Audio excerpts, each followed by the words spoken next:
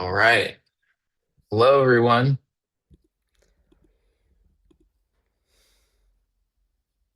Hello, hello, hello. David, Marcus, Mark. Um, we got a really good, we got a good show for you guys today. This is Pete the Temp. He's a performance artist, poet, comedian.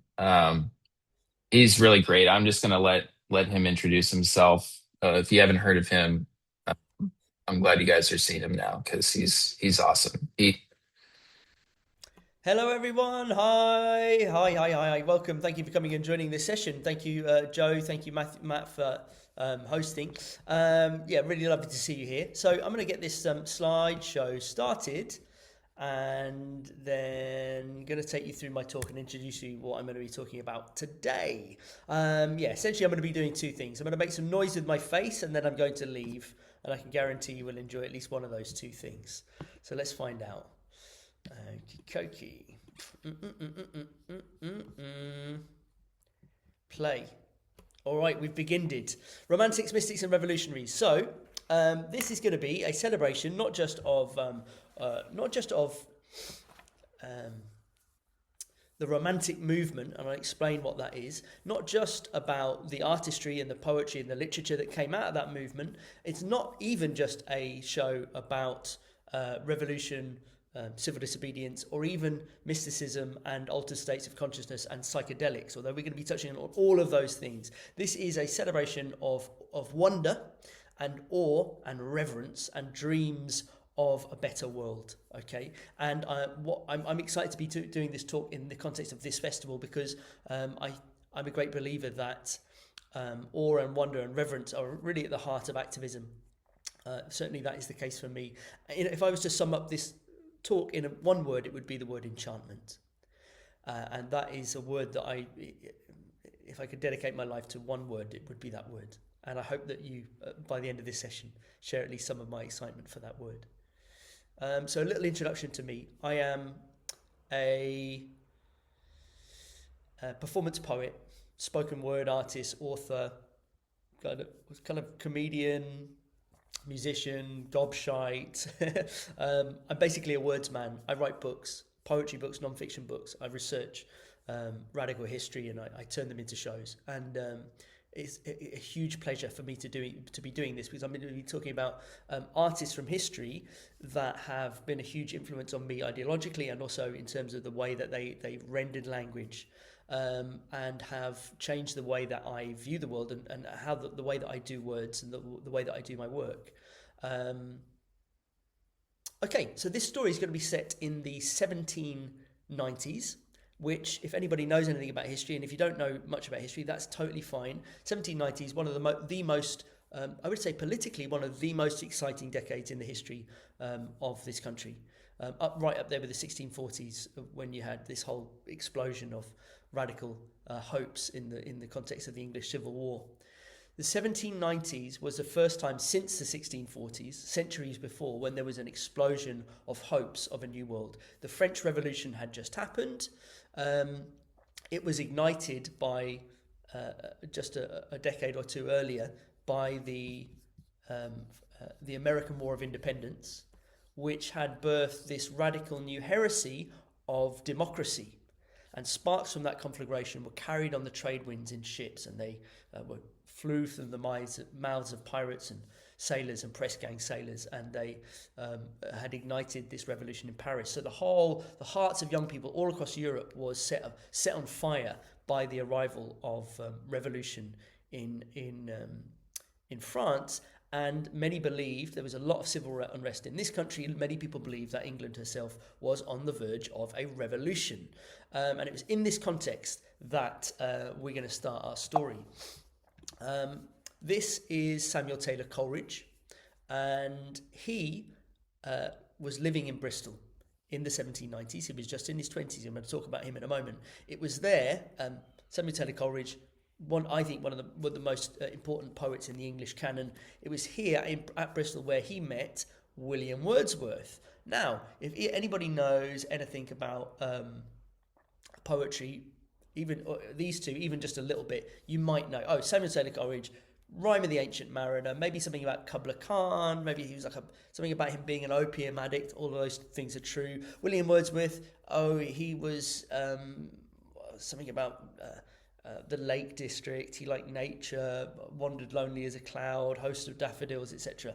What they didn't teach us in school was that in their 20s, before all of those things had happened, these two were radicals, they were revolutionary sympathisers, they were being spied on by the Home Office, they were campaigning against the slave trade, they were journalists, they were being ridiculed and marginalised by the powers that be because of their opinions and because of the work and the writing that they were doing, and they were living a very interesting life, including some psychedelic drug taking, which we're going to touch on as well.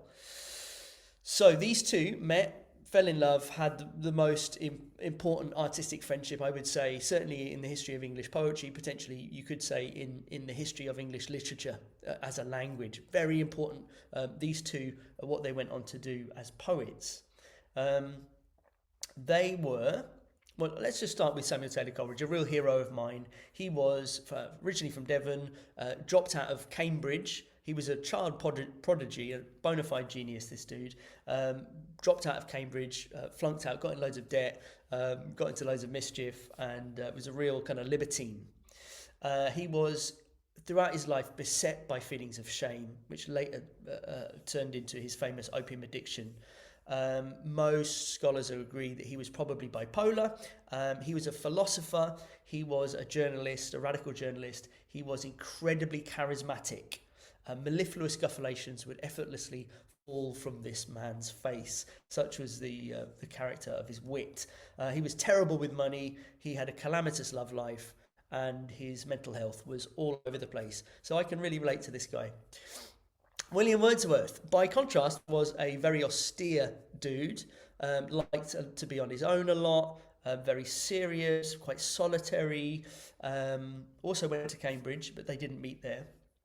At this time, when they met in the beginning of the 1790s, he had just returned from revolutionary Paris. He came back traumatized. Things had got very violent over there, but he was a revolutionary sympathizer taking part in the revolution out in Paris.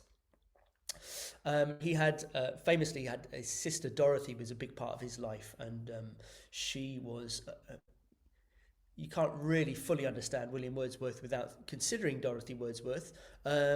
In terms of how his poetry was written and his whole story. Unfortunately, because we're telling this whole story through the lives of these two people, we're not going to be able to touch on her much in this show, and also many other romantic women from the Romantic era. There are loads of really incredible female romantics that are not going to get much space in this story. They do exist. Mary Shelley, Mary Robinson, Jane Austen, to name but a few. There's also a lot of black activists and black voices that are a part of the anti-slavery struggle that also are not going to be mentioned here. Harriet Tubman, Frederick Douglass, and others. If anybody wants me to send them further information on any of those, I can absolutely do that for you. So what is Romanticism? You've heard me talking about Romanticism. Let's explore that. Romanticism is a current of artistry, ideas, and revolutionary mischief that lasted at least a century. And it was forged in the furnace of industrialization and the overturning of the tyranny of kings. Really kicked off with the French Revolution. Okay. So as our world was being disfigured and accelerated in the name of progress, in the name of industry, the Romantics were the first ever psychological reaction to all of this. And it came out as art and philosophy and ideas and all manner of different types of creative and mischievous endeavours that we now call Romanticism. They didn't call themselves Romantics, but we now call Romanticism. And Romanticism really enchanted an entire era and gave voice to the dreams of an entire era of humanity. There is not a single movement, a single countercultural movement, be it a political, activist, musical, artistic, in the last 200 years, in the West certainly, that does not bear the fingerprints of Romanticism in some way or another. This is been described as the first generation of angry young men, the first kind of generation of beret-wearing libertines, alternative dropouts, revolutionary mischief makers, in the way that we commonly conceive that in the modern world. So that's Romanticism. Now, what's this got to do with Wordsworth and Coleridge? Well, these two, come on to that slide in a moment. Coleridge and Wordsworth wrote what came to be known as the philosophical or the poetic blueprint for Romanticism, right? In the early 1790s, they were writing together. They met in Bristol, and they managed to find a publisher. This is Joseph Cottle's publishing house. It's now a men's hairdressing salon here in Bristol. I took that photograph about a week ago. I just go for there's a cafe I go and write in just along there, next to Castle Park.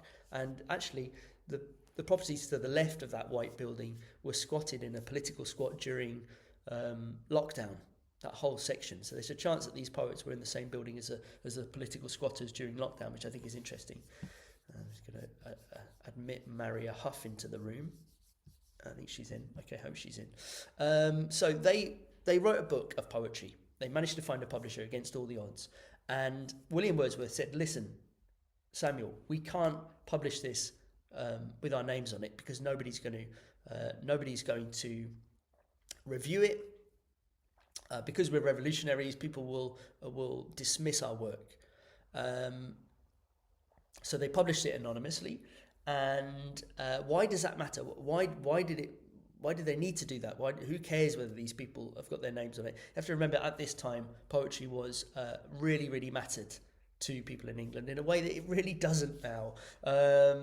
If you had any education, you would have had. Okay, let me put this another way. If you had any education at all, the reciting of poetry would have been a key life skill, would have been a base skill that they would have taught you at school.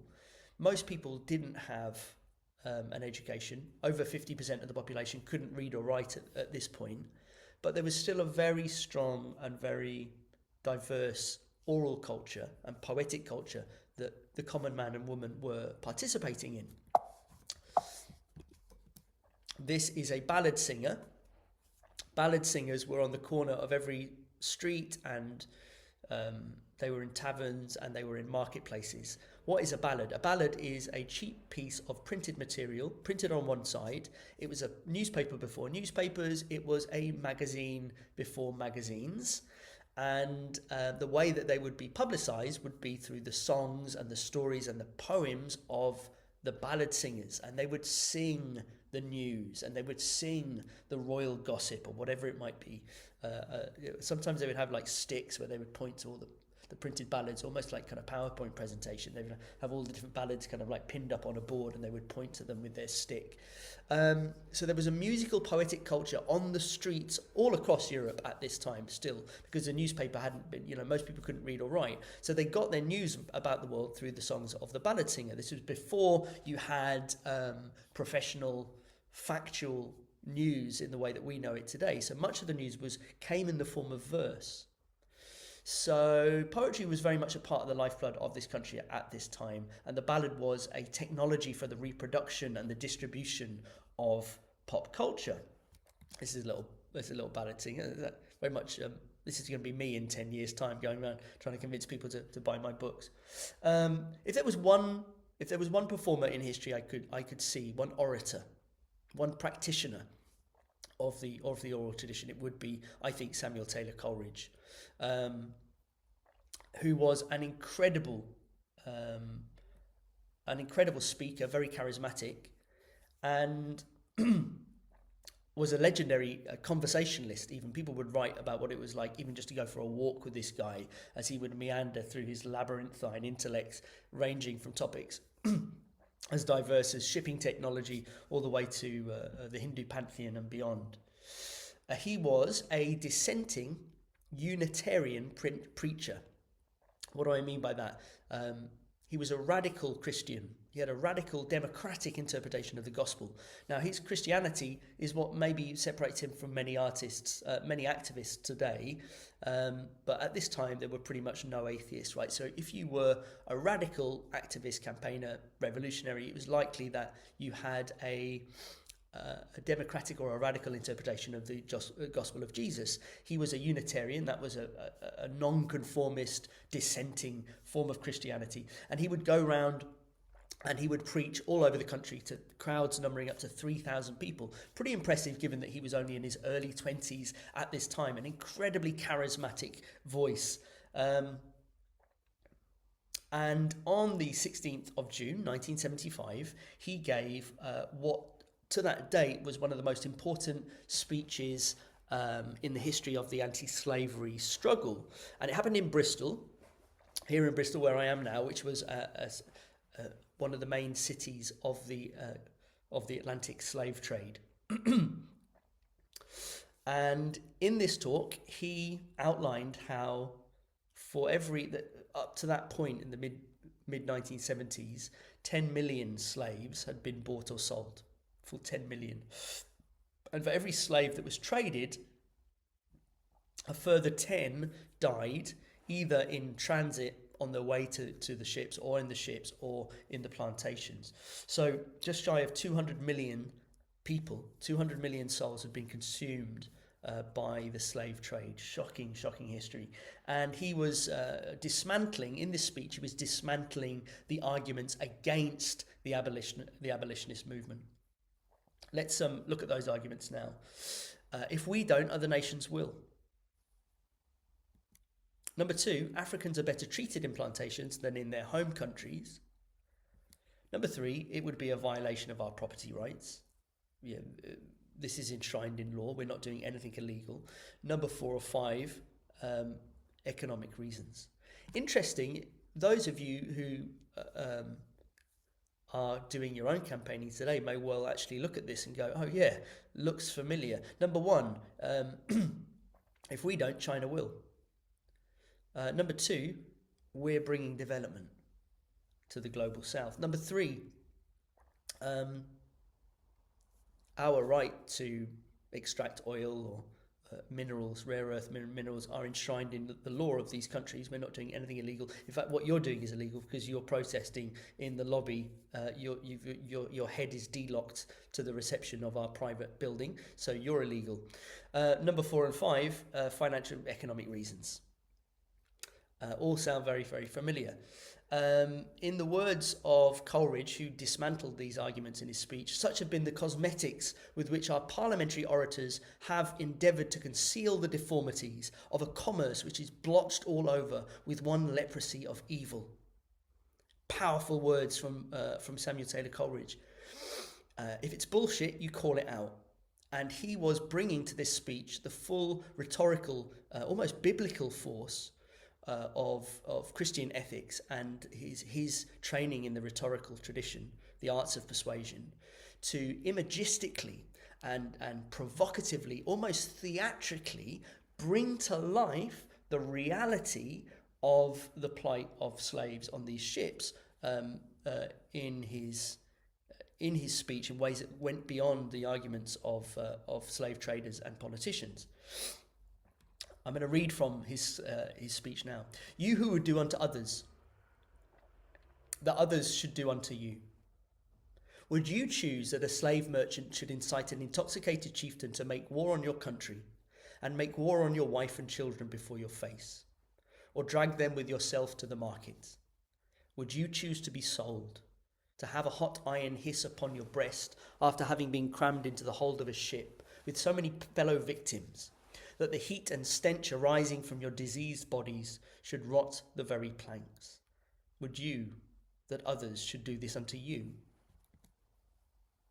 At your meals you rise up, and pressing your hands to your bosom, you lift up your eyes to God and say, O Lord, bless the food which thou hast given us. A part of that food amongst most of you is sweetened with brother's blood. Lord, bless the food that thou hast given us. O blasphemy! Did God give food mingled with the blood of the murdered? Will God bless the food which is polluted with the blood of his own innocent children? So, um, want to talk about a little bit about what else he said in this speech, because he was not just talking about slavery, he was also talking about the plight of England's poor, which he said um, were suffering from the same economic system at this time.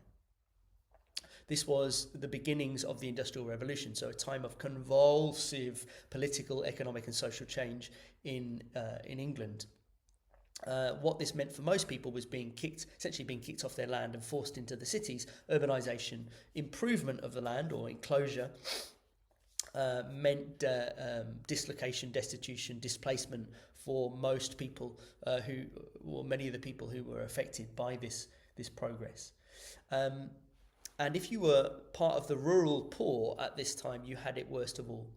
If you lived in the countryside, you would, for example, here in Somerset, where Bristol is, it would be unlikely that you would live beyond the age of 30, would be your average life expectancy. It would be unlikely that you would grow beyond 5 feet tall. You'll have terrible and debilitating dental issues, skin diseases, sores, bronchitis, rheumatism. Very difficult life. On the infrequent occasions where you would eat meat, you would probably eat badger. It was illegal to hunt on the Lord's land.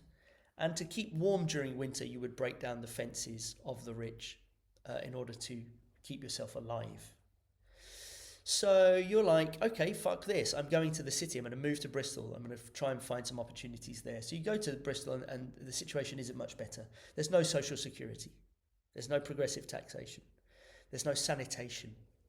So you get sick, you fall into debt, and then you end up getting thrown into a debtor's prison or a workhouse, which is essentially a kind of enforced labour camp, like a slave labour camp for the poor, hard labour. People would spend many, many years in these camps. Children would be born in these camps, and you could be sent there even if you were a child. Now, it was in this context that young men and women were being press-ganged into a war with revolutionary France. And for radicals such as Wordsworth and Coleridge, this was a war waged by the English crown tyrants against liberty herself. You have to understand at this time that the French Revolution had lit a bonfire for all of the things that went wrong with the French Revolution. At this time, this was a new hope, hope of real change. And the ideals that lived in this revolution had really set off a lot of hopes. Here in the UK, Tom Paine had written a book called The Rights of Man, which would later evolve into what we now know as human rights. He was exiled for writing this book and fled to revolutionary America. And if you possessed a copy of his books, The Rights of Man, you could be thrown in prison. There were no rights, there were no freedom, civil liberties, press freedoms at this time. Mary Shelley, another female romantic writer, wrote a book in response to this called The Vindication of the Rights of Women, which would later evolve into what we now know as feminism, one of the first feminist texts. In this book, she wrote, all sacred rights of humanity are violated. It's interesting kind of callback to the slavery stuff. All sacred rights of humanity are violated by insisting on blind obedience. Strengthen the female mind by enlarging it, and there will be an end to blind obedience. Coleridge and his friends here in Bristol had plans to go over to Virginia and start up a commune in the Americas, and they were going to start what he described as a self-governed family of love, raised from the common earth by common toil. A bit like hippies today are kind of planning their community in Portugal or Wales somewhere. They were doing the same then 2.25 centuries ago here in Bristol. They wanted to go over to Virginia and start. And it's actually very forward thinking for its time. It was going to have like equal labour between men and women. It was kind of very radical, actually proto-communist, anarcho-communist kind of like in its setup. that was their plan, and they were trying to get money. So he was making speeches here in Bristol, campaigning, trying to raise money so he'd go away and fund this project. And on the 20th of November 1795, Coleridge was to give one of the most important and significant speeches of his life to that date. And it was an anti-war meeting here in Bristol, just around the corner from where I am now. And this meeting almost never happened. Why? At this time, king and country mobs were shutting down radical meetings across the country. What's a king and country mob? Basically a proto-BNP, proto-fascist mob. They were very violent, and they would close down radical meetings. This is a radical revolutionary sympathizer public meeting. You can see the way that these meetings were being portrayed in the press. This cartoon looking at these uneducated oafs taking part in politics, and the kind of manipulative orators that were leading them. This man in the bottom left-hand corner is teaching black children to read and write. The orator that is speaking there is actually a man called John Thelwall, and he was charged with treason and narrowly escaped execution. And when he was released, he was carried through the streets of London on people's shoulders in jubilation. He would address crowds numbering tens of thousands of people. This is before any amplification. Can you imagine that? Tens of thousands. Not all of them will have been able to hear him. You imagine how much of an orator you've got to do to address that many people. And all those people had come to hear him speak. So you can see why people thought that England was on the verge of a revolution. This is what he really looked like, John Thelwall.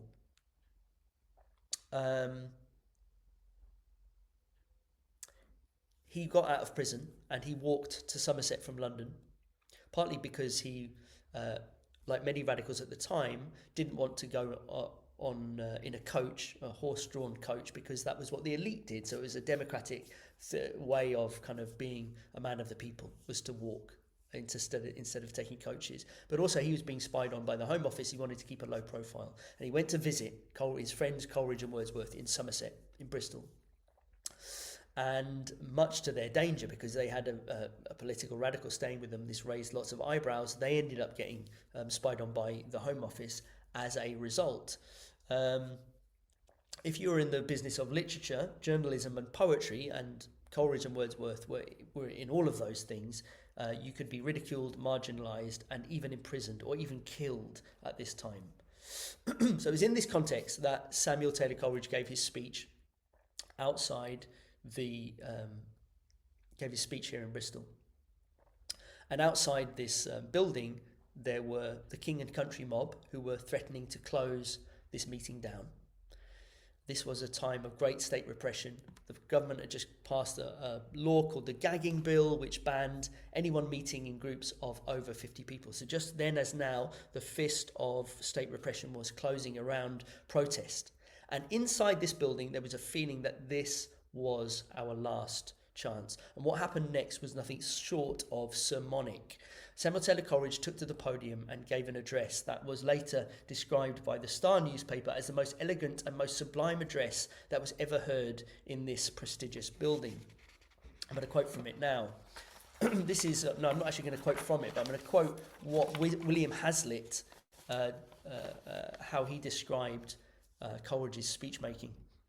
His voice rose like a steam of rich distilled perfumes, and when he came to the last two words, which he pronounced loud and deep and distinct, it seemed to me, who was then young, as if the sounds had echoed from the bottom of the human heart, as if that prayer might have floated in solemn silence through the universe. Beautiful writing. I would have loved it. You don't have many orators like this in politics. It's certainly not certainly not as much as we could perhaps do with.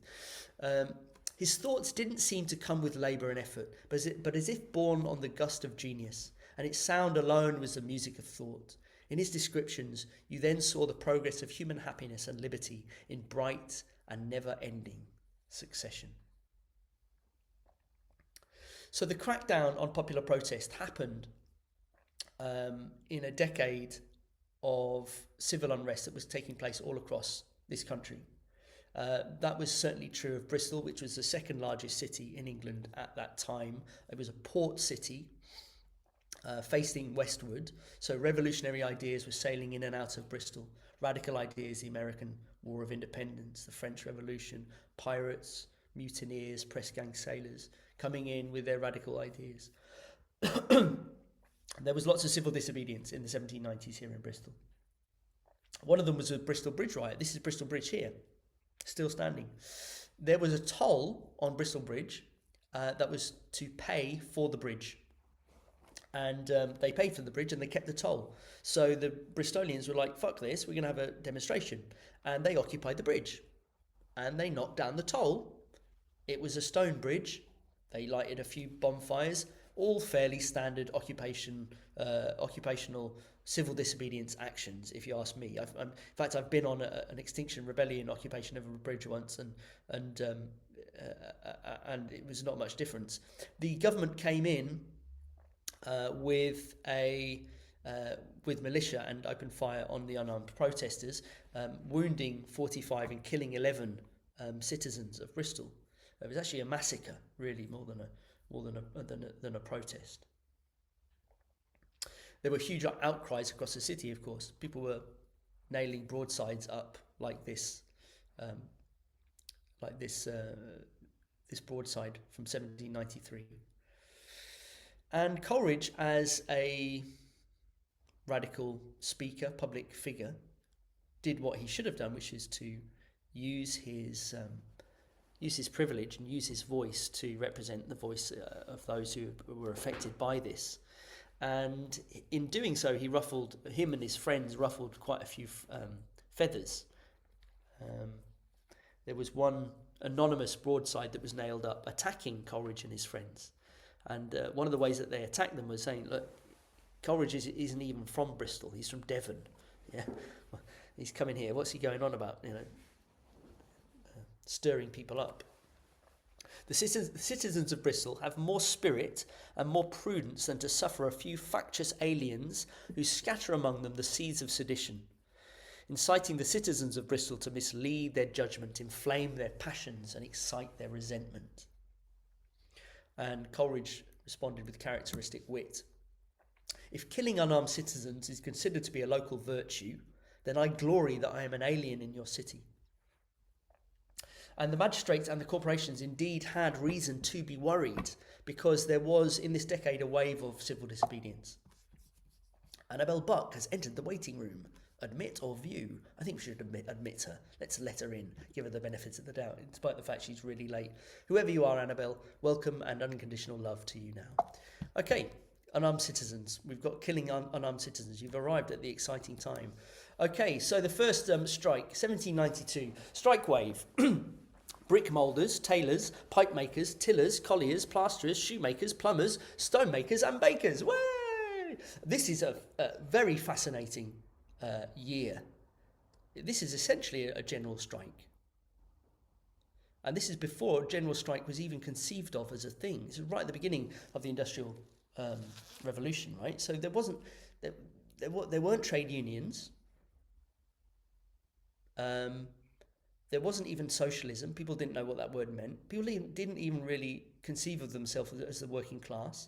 There wasn't such a thing as the working class then. So this is a pretty significant act of worker solidarity here in 1792 in Bristol. 1793, Bristol Bridge riot. 1794, shipwright strike. 1795, colliers and food riot.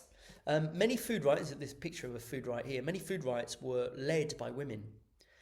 They were rioting because they were hungry, and they were rioting against injustices in the food market. And you could be hung, you could be killed for taking part in a food riot. 1796, masons, tailors and shoemakers strike. 1799, carpenters and pipe makers strike. 1799, same year, they passed a law banning trade unions. Such was the worry of the government with all of these activities. And in 1800, ship workers and tailors strike. Way! So there we go. So that's the just a little snapshot of what was going on. You can see why people thought that the French Revolution was such a threat, given what was happening over here. let's move on. So, I want to just tell a little story here. It is 2020, and I am in College Green here in Bristol, which you can see this picture. And I'm with thousands of other protesters, and we're waiting for a demonstration to begin. And the air is thick with the sound of sound systems and the throb of bass lines, and samba rhythms are being pounded into drums.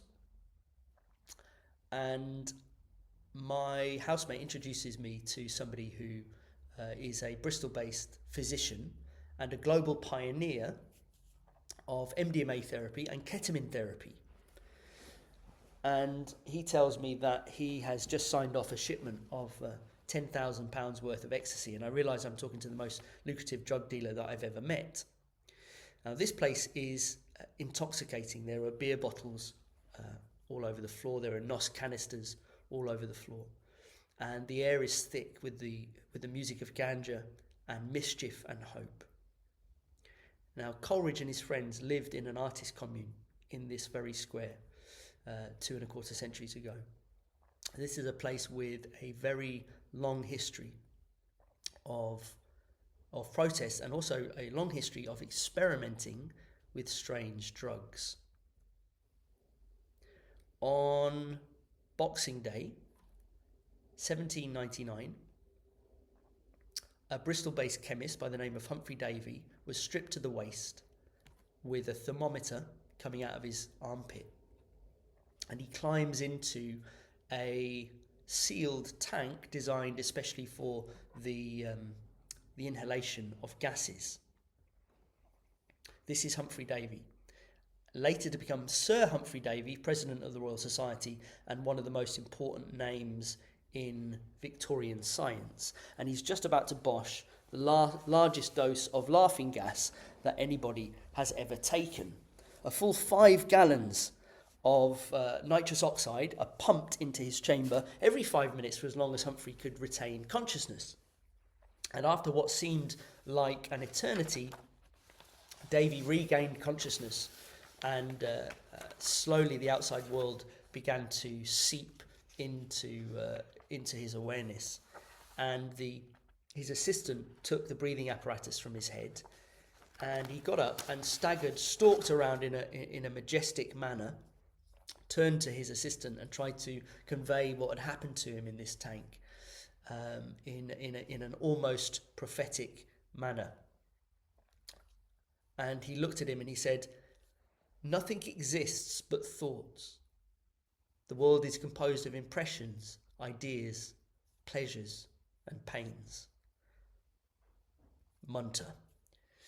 Humphrey Davy had founded the Pneumatic Institute, and the Pneumatic Institute sought to transform medicine with the help of this strange gas, nitrous oxide. Now, what happened after hours in the Pneumatic Institute is much more interesting than what happened during business hours, because Humphrey Davy would host raucous symposiums, not just with fellow surgeons and doctors, but with philosophers, playwrights, poets, and even patients, where they would get together and they would test this gas on themselves and each other and try to decipher the nature of existence. Resistance will come later, and you'll see how actually all of this is related to resistance. Some pictures of depicting what was going on here. You don't get this on the NHS, unfortunately. Attendees were reported to have been seen laughing, dancing, jumping, acting, reciting, and even fighting. Coleridge's housemate, the poet Robert Southey, wrote to his brother, "Such a gas Davy has discovered. Oh, Tom, I've had some. It makes me laugh and tingle in every toe and fingertip. Davy has actually invented a new pleasure for which language has no name. Oh, Tom, I'm going for more this evening. It makes one so strong and happy, so gloriously happy." Robert Southey, poet laureate of all people. The man who wrote the Three Bears story. Drug fiend. So what we have in this fascinating history of Psychedelic testing is the hybridization of poetry and chemistry and subjective experience and science. Essentially, this was a laboratory of philosophical intrigue. And Coleridge was taking part in these tests as well. He'd actually just returned from Germany, where he'd been exposed to the idealist philosophy of Immanuel Kant, was able to filter reports such as nothing exists but thoughts through the lens of this theory that both world and mind were unified by this single kind of principle of consciousness. All very, very fascinating chapter of psychedelic and scientific history. It was taking place in history in Bristol in the 1790s. But when I was researching this is the most fascinating thing in my research, was that Humphrey Davy, and this is actually research courtesy of the University of Lancaster done recently, Humphrey Davy's lab notes have poetry written in them, in the margins. So as he was doing these experiments, Humphrey Davy himself was writing poems. And he would also like to go on moonlit walks with his nitrous oxide, with his laughing gas, to simulate poetic intrigue. And one diary entry reads, on the 5th of May 1799, he went on a moonlit walk along the scenery of the River Avon with a full gallon and a half of noz, which he proceeded to bosh, fell into a dreamlike stupor, and on emerging from his trip, he started to write this poem called On Breathing the Nitrous Oxide. The final lines of it reads as follows: Yet are my eyes with sparkling lustre filled, yet is my murmuring mouth replete with dying sounds, yet are my limbs with inward transports thrilled, and clad with newborn mightiness around. Yeah, I've met plenty of 20-year-olds at free parties who are not nearly as articulate as that. So these tests, what's this got to do with a festival about revolution? This is quite a broad sweep that this talk is taking. What's the connection between radical politics and psychedelics? Let me attempt to illustrate this. First, on the psychedelic renaissance, which is very much part of the countercultural milieu that we're finding ourselves in today, right? Very much part of the changes of consciousness that we're experiencing in the West, how we relate to the world as environmentalists. 2.25 centuries ago, we saw in this particular chapter of psychedelic history that psychedelics were not being seen as purely recreational. It wasn't just about having fun. It wasn't even about medicine alone. It was also there, it was considered a way to lift our spirits and to transform our consciousness. They were recognized from the word go in the West as having spiritual and philosophical import. To hack a quote from William Wordsworth, they could help us to see into the life of things. And the Romantic poets, the Romantic movement, really into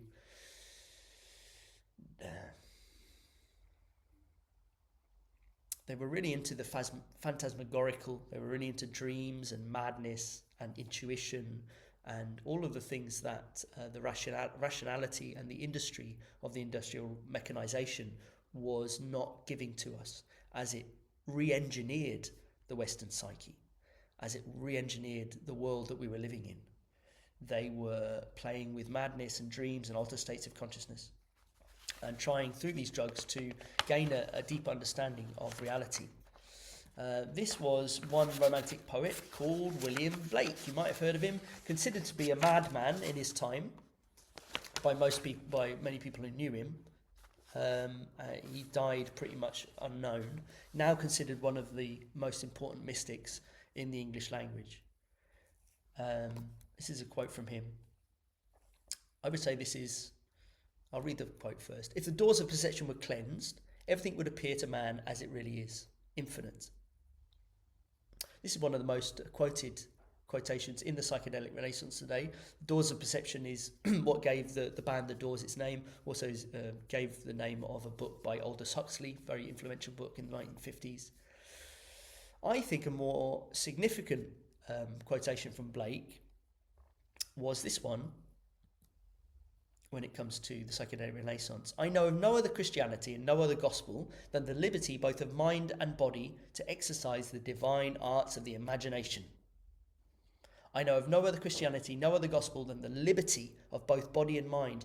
That liberty of both body and mind is hundreds of years ahead of Terence McKenna's cognitive liberty. This idea that we should have psycho-spiritual autonomy over our own body and our own mind to pursue these consciousness alteration at our own risk and for our own benefit. So here, this is interesting. Divine arts of the imagination, capital D-A-I. For the Romantics, the imagination wasn't just a flight of fancy. It wasn't even just about humans. But it was a manner through which we could participate in capital I imagination, upon which the entire cosmos was founded. Here's another quote from Blake. Nature is imagination itself. Here in England, it's May, and every curbside is sprouting with divine intrigue, and you can see the selfhood and you see the erotic pulsing surge of life, coming back after the winter in such riotous green epiphany all about us. And you can see the imagination, capital I, what Coleridge would call the primary imagination, with our own imagination being the secondary imagination. Imagination was not just something that happened in the human prefrontal cortex of the Romantics. It was the very the logos. It was the very mind of divinity. It was infused, enveloped, and permeating all matter. Very, very beautiful philosophy. There's a quote from his friend Coleridge, Samuel Taylor Coleridge. The primacy of imagination I hold to be the living power and prime agent of all perception and the reflection in the finite mind of the eternal act of creation in the infinite I am. The reflection in the finite mind of the eternal act of creation in the infinite I am. Quotations like this have been hugely influential to environmentalists for centuries since. The infinite I am, this selfhood, giving selfhood to the cosmos, significant for things like ecocide. This idea that we are just part of the great project of consciousness. Human consciousness grew out of a conscious universe, like an orange grows from an orange tree. And we're just taking part in the great sprawling unfurlment of imagination. I agree with this quote. If you think about it, in a cosmos composed of impermanent phenomena, perpetually arising and passing away, what remains eternally is imagination, creativity, and play. The infinite fractal sprawl of existence that we are taking part in for a brief time. Now, Coleridge and Blake, excuse me, this is the second talk I've done today, so my voice is a little bit hoarse, you'll have to excuse me. This Coleridge and Blake actually met in London once. A mutual friend said, Coleridge was visiting London where Blake lived, and he's like, you guys need to meet.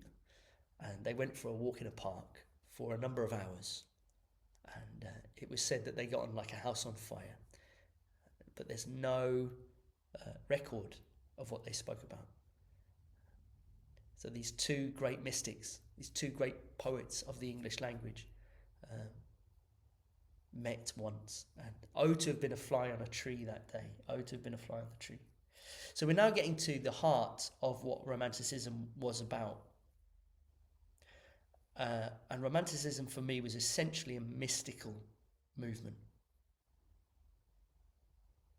Now, when I talk about mysticism, I'm not talking about seances and Ouija boards here.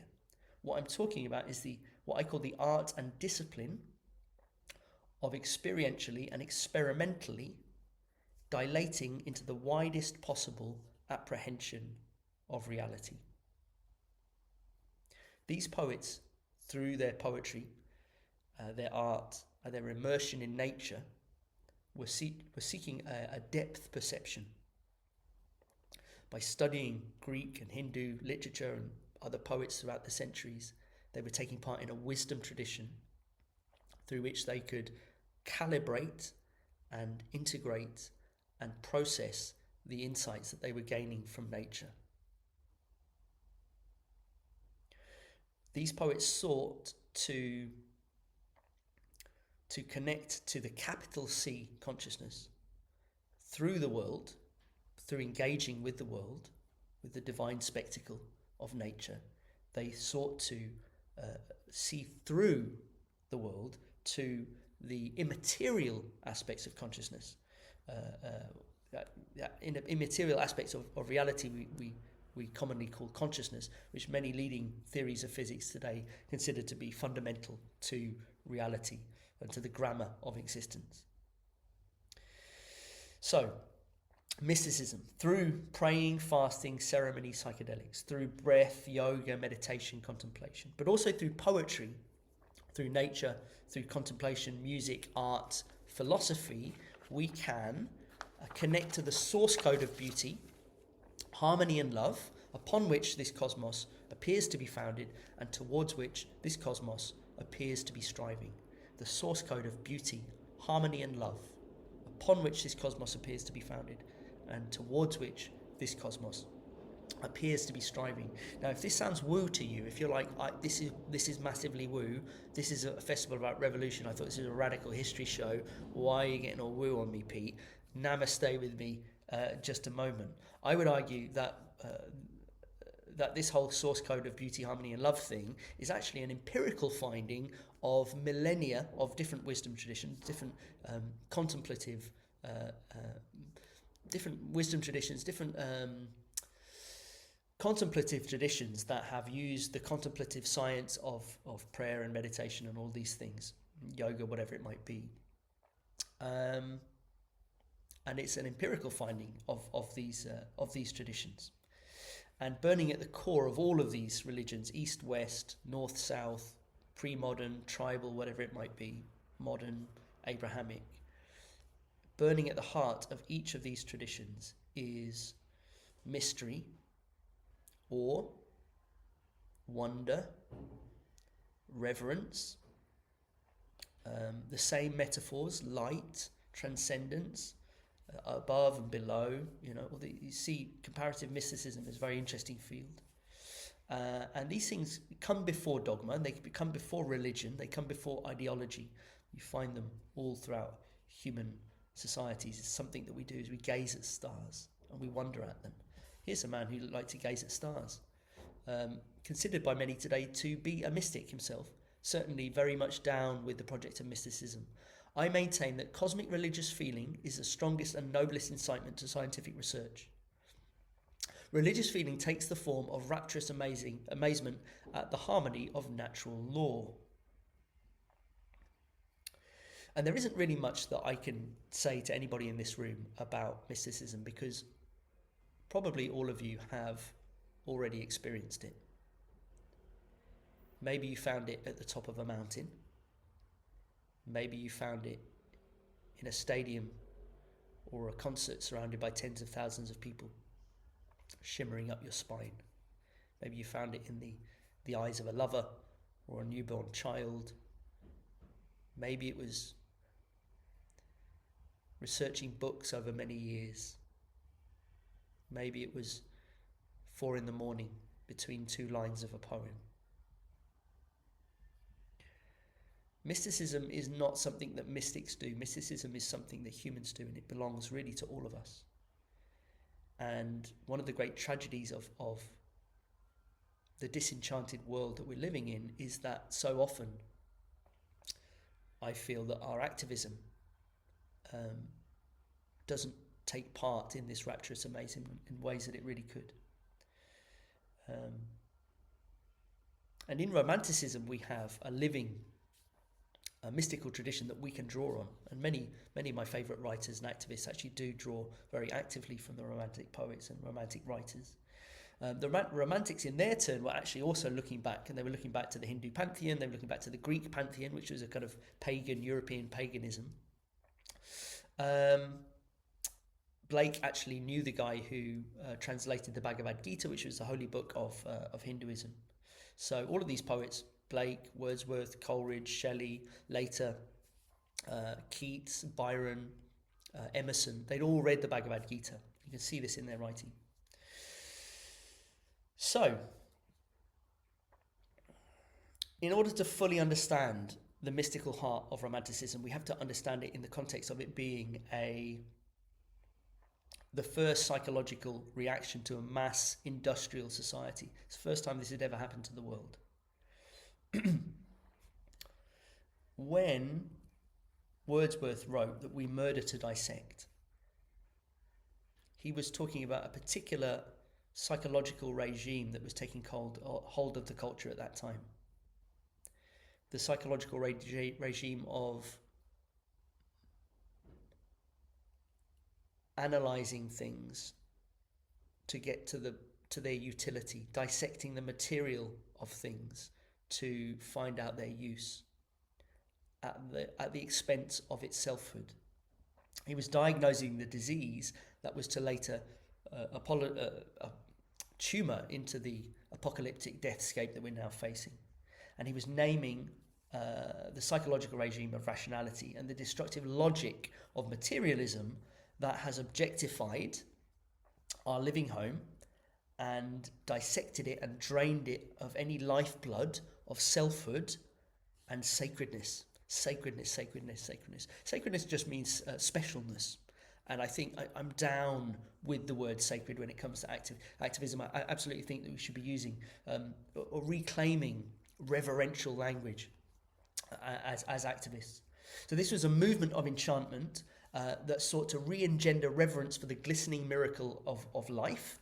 It was an inspirited response to what we now know to be an epidemic of loneliness, an epidemic of mental ill health, epidemic of banality, and now an epidemic of despair. And I believe, dear friends, that we are living through an age of chronic and pathological disenchantment.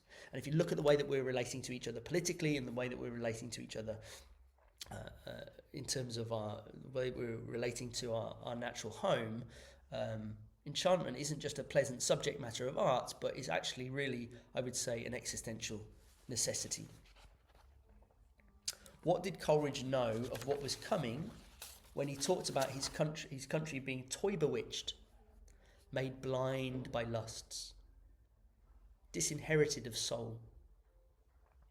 No common centre man, no common sire knoweth, a sordid, solitary thing.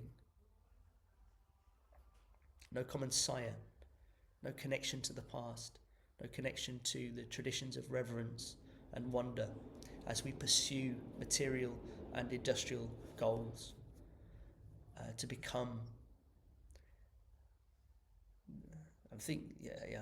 I certainly feel like a sordid, solitary thing sometimes as I'm scrolling through Instagram doing my social media work as a performing artist.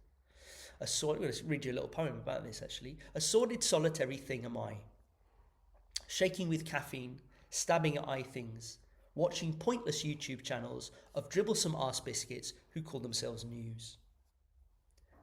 While a sordid, solitary president, who looks like a cheesy what's-it, is clinging to a flagpole, screaming and waving his gun around.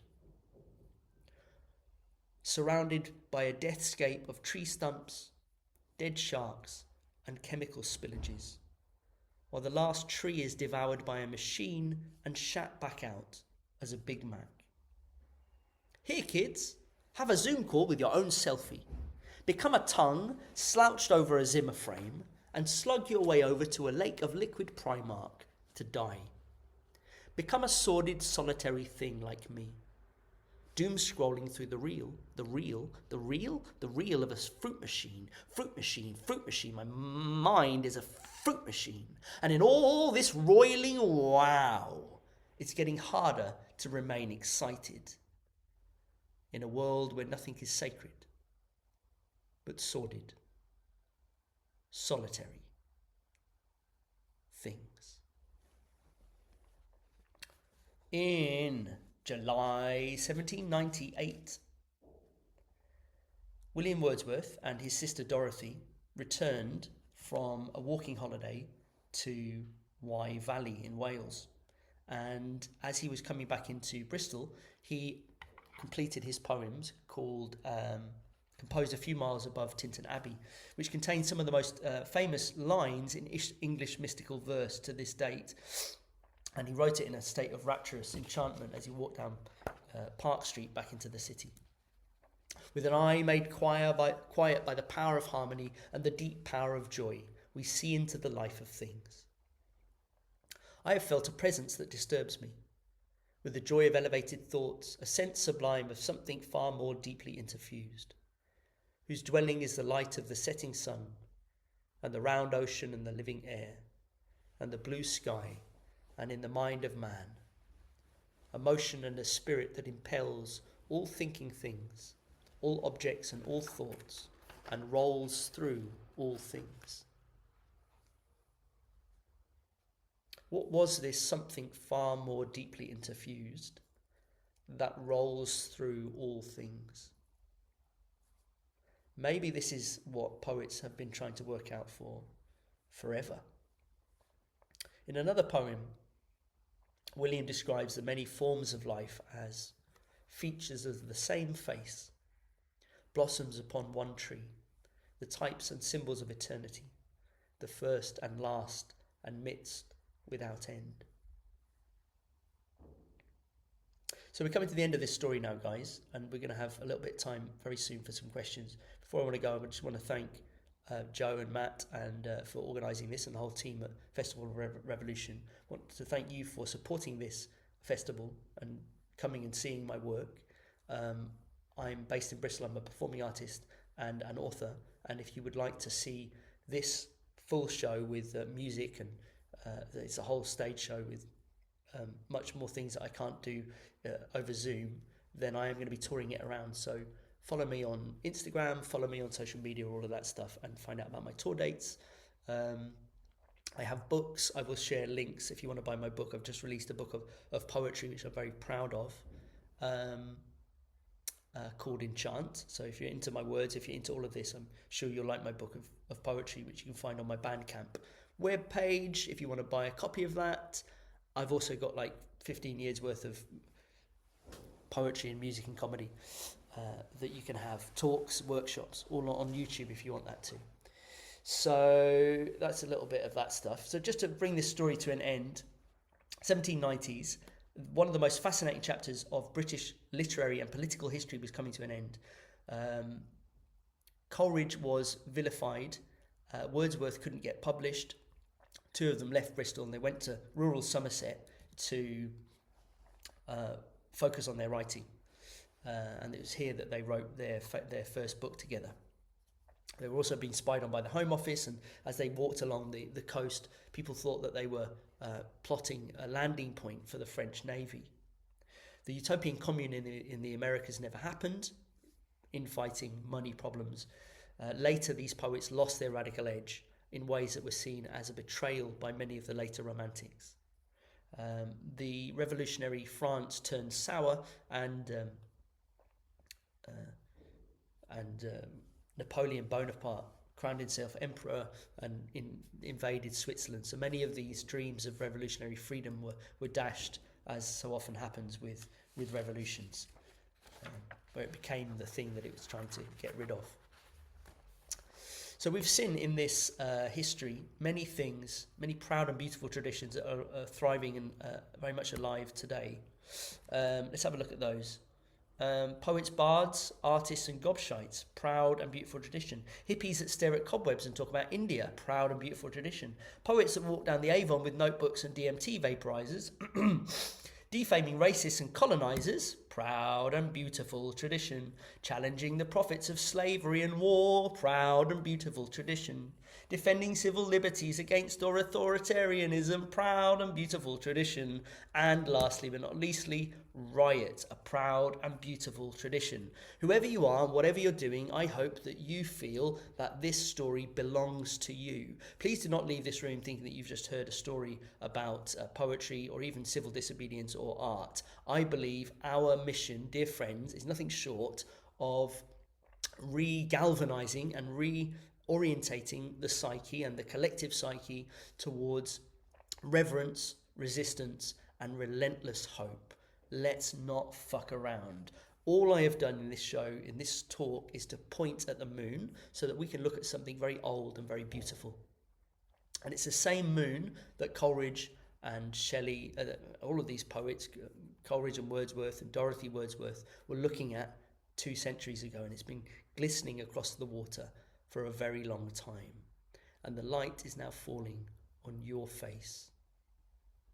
And the extent to which these ideals survive really depends upon the extent to which you embellish these ideals, fragile as they are, with your imagination, your creativity, and your play, because you're not just the grandchildren of these ideals, you're the grandparents of these ideals as well. So this is your final job today, is to take, if you're feeling this, to take this and to take that out there into the world in whatever way that means to you, whatever way you can enchant the world. And when I come here and I see people coming along and taking part in this conversation, it does give me a lot of hope, because I can see that I'm not the only person who is enthralled and enthused by these ideals. And I can see I'm surrounded by mischief makers and dreamers and creatives and drug users. So maybe this is a living history, and maybe the project of romanticism is not over. And maybe, dear friends, we can become an historic archipelago of relentless and riotous love. That's all I've got to say. Thank you for listening, and that's the end of my talk. There we go. Wow. Thank you for that, Pete. That was incredible, rejuvenating. Shall we open it up for some questions? Does anyone want to raise their hand with the little hand raising emoji thing? And open the floor up to the audience. And if you prefer, you can also put it in the chat as well.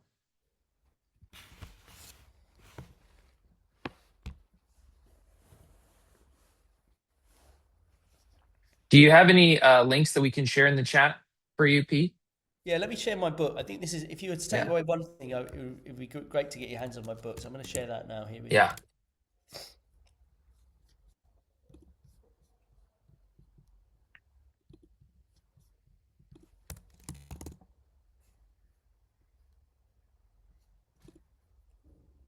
Looks like there's some questions to come through. Have there? I don't know. Maybe not. Let me I share don't. this further. I've organised an artist and art galleries. Okay,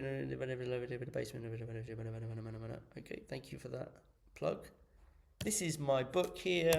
If anybody wants to get hold of that, you can find it there. And you will get sent a signed copy. Amazing. There is also an open space for everyone to go to. And Joe, how do we get to the open space after this?